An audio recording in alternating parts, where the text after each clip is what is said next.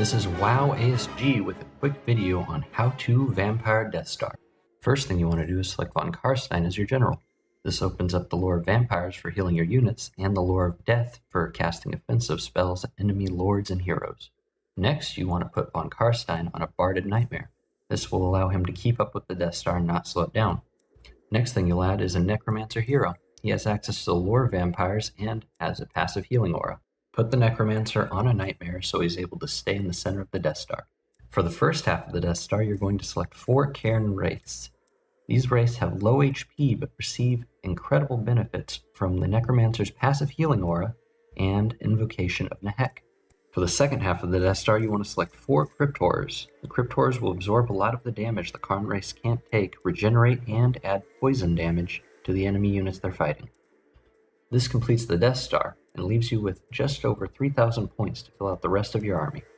You can do a lot of things with those 3,000 points. You could add 2 Varghofs and a Felbat and create a Super Death Star, or if you're worried about flying heroes or heroes with the lore of death on flying mounts, you could bring 3 Vargheists and chase them down so they stay away from the Death Star, or you can bring a more traditional army beside the Death Star with the intention of tying up as many of your enemy's units as possible, while the Death Star destroys critical units within your opponent's army.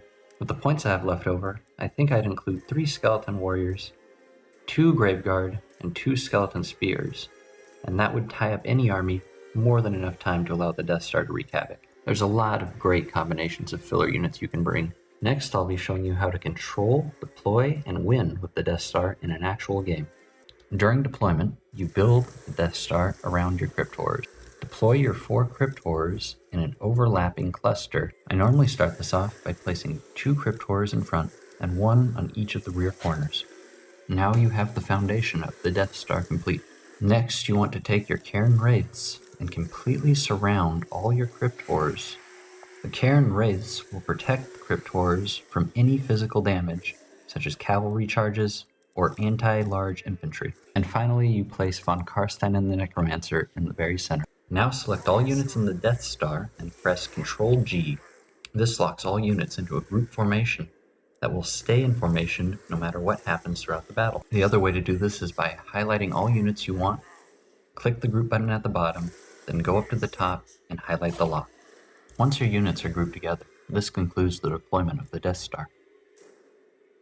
It's very simple to control where the Death Star is going to go on the battlefield. The units will remain in formation and quickly adjust back to their original positions no matter where you order them to go, and they will always attempt to move at the same speed so the formation does not break apart. The thing that keeps the Death Star in the fight longer than any other unit, Invocation of Nehek. 1 click to normally cast Invocation of Nehek, and 2 clicks to overcast Invocation of Nehek. While overcasted, the Invocation of Nehek becomes an AoE heal that can be placed over your entire army. If you hold down Alt, it allows you to freely choose where the invocation will be cast.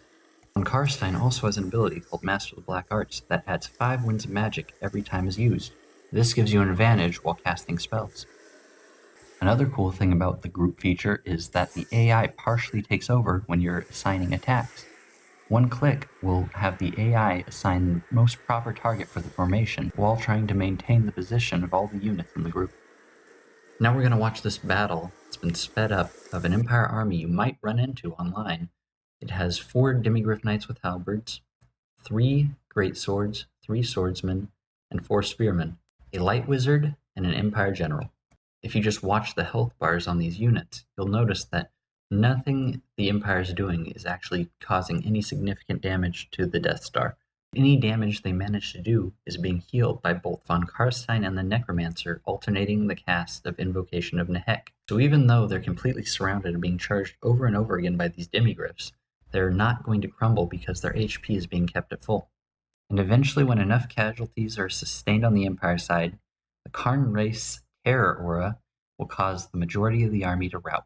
You want to manage your Winds of Magic so you always have an Invocation of Nehek on standby. And if there's an enemy hero trying to snipe your general or your necromancer, always try to destroy it with a Spirit Leech. If Von Karstein or the necromancer are taking too much melee damage, just move them deeper into the Death Star.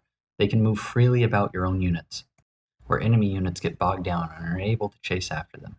Using the Death Star in quick battle has won me about 9 out of 10 battles, and it's incredibly powerful and very hard to stop.